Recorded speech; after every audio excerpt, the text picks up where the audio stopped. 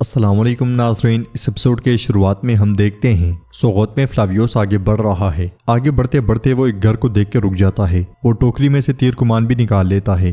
باہری تقریب کے لیے تمام لوگ جمع ہوتے ہیں۔ اس لیے میں عثمان صاحب اورحان اور دیگر کے ساتھ وہاں پہنچتے ہیں۔ انہیں دیکھتے ساتھ سپاہی رقص کرنے لگ جاتے ہیں اور عثمان صاحب زندہ باد، عثمان صاحب زندہ باد کی صداؤں سے سوغوت گونج رہا ہوتا ہے۔ آگے بڑھتے ہوئے عثمان صاحب بھی لوگوں کا شکریہ ادا کرتے ہیں۔ سب کے چہرے کھلکھلا رہے ہوتے ہیں، لیکن شاہین شاہ کا منہ اب بھی سوجا ہوا ہوتا ہے۔ عثمان صاحب سب کو روکتے ہوئے کہتے ہیں، کسی زمانے میں میرے بابا ارطغرل غازی کی سرداری کے لیے کونیا کے سلطان کی جانب سے سرداری کی علامات آئی تھیں۔ اب وہ علامتیں اورحان صاحب کو سونپی جائیں گی۔ بران کہتا ہے، عمارت کا ستون لایا جائے۔ فلاویوس کے آدمی بھی لوگوں میں چھپ کے موجود ہوتے ہیں۔ ستون لایا جاتا ہے اور عثمان صاحب اورحان سے کہتے ہیں، یہ ستون ہمیشہ سر بلند رکھنا بیٹا۔ ستون کے بعد ایک بچہ آگے بڑھتا ہے اور کئی جھنڈا چومتے ہوئے اورحان کو دے دیتا ہے۔ اورحان بھی جھنڈے سے پیار کرتا ہے اور پھر بچے کو سونے کا ایک سکہ دے دیتا ہے۔ عثمان صاحب کہتے ہیں، جھنڈا کسی بھی ریاست کے اعزاز کی نمائندگی کرتا ہے، عزت کے ساتھ اسے لہراؤ۔ پھر ایک خاتون اورحان کو قرآن پاک پیش کرتی ہے۔ اورحان اسے بھی چوم کر ماتھے کے ساتھ لگاتا ہے اور عثمان صاحب کہتے ہیں، قرآن کے انصاف سے نہ بھٹکنا،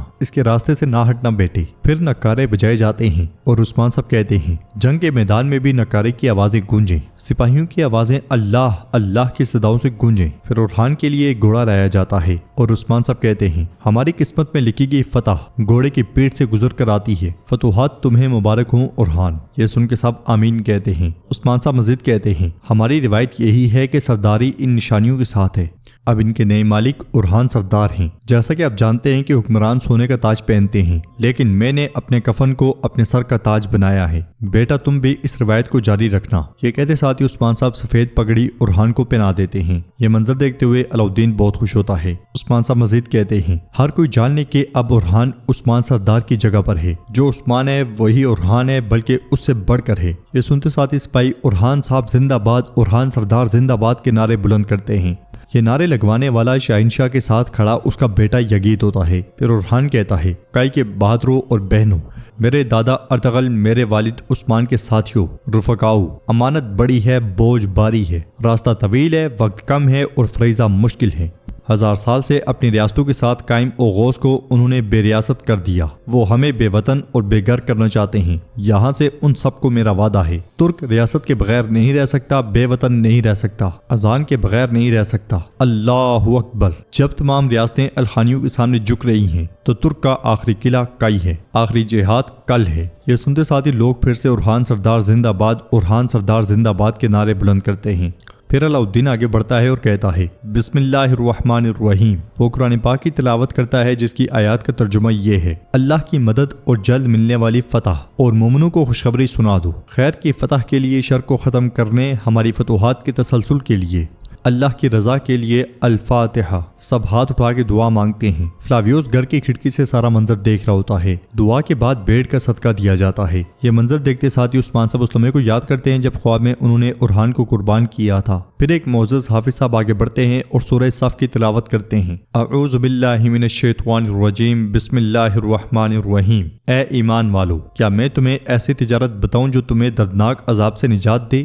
تم اللہ اور اس کے رسول پر ایمان لاؤ اور تم اللہ کی راہ میں اپنے مالوں اور اپنی جانوں سے جہاد کرو، یہی تمہارے لیے بہتر ہے اگر تم جانتے ہو۔ وہ تمہارے گناہ بخش دے گا اور تمہیں بہشتوں میں داخل کرے گا، جن کے نیچے نہریں بہہ رہی ہوں گی، اور پاکیزہ مکانوں میں ہمیشہ رہنے کے باغوں میں۔ یہ بہت بڑی کامیابی ہے۔ اور ایک اور چیز جسے تم پسند کرتے ہو، اللہ کی مدد اور جلد ملنے والی فتح، اور مومنوں کو خوشخبری سنا دیجئے۔ صدق اللہ العظیم۔ تلاوت کے بعد نعرے بجتے ہیں اور سپاہی رقص کرنے لگ جاتے ہیں۔ عثمان صاحب اورحان سے کہتے ہیں، اللہ تمہیں کبھی رسوا نہ کرے بیٹا، تمہارا یہ جہاد ہمیشہ مبارک رہے۔ تو اورحان کہتا ہے، آمین بابا آمین۔ یہ کہتے ساتھ ہی وہ عثمان صاحب کے ہاتھ کا بوسہ لیتا ہے۔ فلاویوس اورحان کو دیکھتے ہوئے کہتا ہے، باپ کو کھونے کا درد کیا ہوتا ہے، آج تم اسے چکھو گے اورحان۔ نیچے علاؤالدین آگے بڑھتا ہے اور اورحان کے ہاتھ کا بوسہ لیتے ہوئے کہتا ہے، اللہ آپ کو شرمندہ نہ کرے اورحان سردار۔ اگلے لمحے فلاویوس عثمان صاحب پر تیر تان لیتا ہے، مگر فاطمہ کی نظر اس پہ پڑ جاتی ہے۔ فلاویوس میرے بابا کے لیے کہتے ہوئے تیر چھوڑ دیتا ہے۔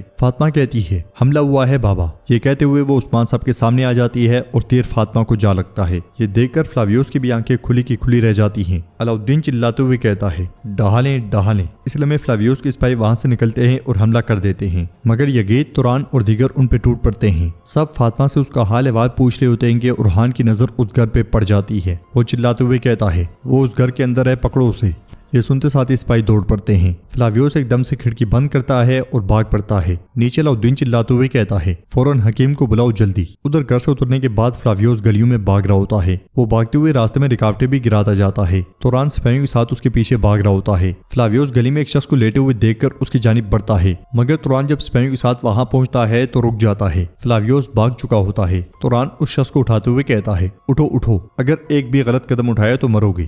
تو وہ شخص کہتا ہے مجھ پہ رحم کرو، میں صرف غریب بھکاری ہوں، میں نے کچھ نہیں کیا۔ یگید اسے دبوچتے ہوئے کہتا ہے اگر تم جھوٹ بول رہے ہو۔ تیمور بوگا اس سے پوچھتا ہے تم نے جو کپڑے پہنے ہوئے ہیں وہ کہاں سے ملے؟ تو بھکاری کہتا ہے ایک آدمی نے انہیں مجھ پر پھینکا اور بھاگ گیا، میں نہیں جانتا کہ وہ کون ہے۔ یگید پوچھتا ہے وہ کس طرف گیا ہے؟ بھکاری کہتا ہے میں نہیں جانتا، مجھے معاف کر دیں۔ توران اسے اٹھاتے ہوئے کہتا ہے اس آدمی کو لے جاؤ، ہمیں یقین کرنا ہوگا کہ یہ سچ کہہ رہا ہے یا نہیں۔ وہ اسے لے کے نکل پڑتے ہیں۔ فلاویوس ایک گلی سے بھاگ ہی رہا ہوتا ہے کہ اس کا ساتھی اسے بلا لیتا ہے اور وہ دونوں ایک گھر میں گھس جاتے ہیں۔ پھر فلاویوس سے کہتا ہے ہمارے آدمی ناکام ہو گئے ہیں جناب، وہ سب کے سب مارے گئے ہیں۔ یہ سنتے ساتھ ہی فلاویوس اس لمحے کو یاد کرتا ہے جب اس کا تیر فاطمہ کو لگا تھا۔ وہ چیختے چلاتے ہوئے کہتا ہے ایسا نہیں ہونا چاہیے تھا، ایسا نہیں ہونا چاہیے تھا۔ سپاہی کہتا ہے انہوں نے سوغوت کے دروازے بند کر دیے ہیں، باہر نکلنے کے راستے پہ نظر رکھے ہوئے ہیں، ہمیں آپ کو جلد از جلد یہاں سے نکالنا ہوگا۔ فلاویوس کہتا ہے زہر فاطمہ۔ اسے پریشان دیکھ کر سپاہی کہتا ہے عثمان نہیں مرا، لیکن آپ نے انہیں بہت بڑا دھچکا دیا ہے۔ عثمان کی بیٹی فاطمہ شام ہونے سے پہلے مر جائے گی۔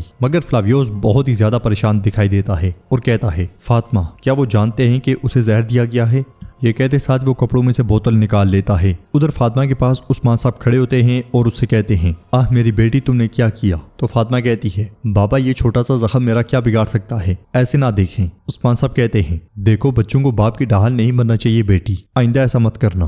فاطمہ اٹھتے ساتھ ہی عثمان صاحب سے گلے لگ جاتی ہے اور کہتی ہے میں دیکھ کر اپنے آپ کو کیسے روک سکتی تھی بابا۔ یہ سن کے عثمان صاحب کہتے ہیں اگر تمہارے بال کو بھی نقصان پہنچے تو میرا دل ٹکڑے ٹکڑے ہو جائے گا۔ علاؤالدین کہتا ہے بابا آپ چاہیں تو قبیلے میں واپس چلے جائیں، آپ بہت تھک گئے ہوں گے۔ یہ سن کے عثمان صاحب کہتے ہیں ہاں ٹھیک ہے۔ اورحان بھی وہاں پہ آ جاتا ہے اور فاطمہ سے اس کا حال احوال پوچھتا ہے۔ تو فاطمہ کہتی ہے ویسے یہ زخم اچھا ہے، تم سب میرا خیال رکھنے کی کوشش کر رہی ہو، میں ٹھیک ہوں بھائی۔ اورحان کہتا ہے یہ جس نے بھی کیا ہم اسے ڈھونڈ لیں گے، سپاہی ہر جگہ اس شیطان کی تلاش میں ہیں۔ بابا آپ کی اجازت سے میں ایزنک کے لیے روانہ ہوتا ہوں، ریاستی کام انتظار نہیں کر سکتا۔ یہ کہتے ساتھ ہی اورحان نکل جاتا ہے اور ناظرین ایپیسوڈ بھی اختتام پذیر ہوتی ہے۔ ویڈیو پسند آئے تو لائک کر دیں، شیئر کر دیں، سبسکرائب نہیں کیا ہوا تو سبسکرائب کرنے کے ساتھ ساتھ گھنٹی والے آئیکن کو دبانا مت بھولیں۔ ملتے ہیں انشاءاللہ نیکسٹ ویڈیو میں، تب تک کے لیے رکھیں اپنا اور اپنوں کا بہت زیادہ خیال۔ اللہ نگہبان۔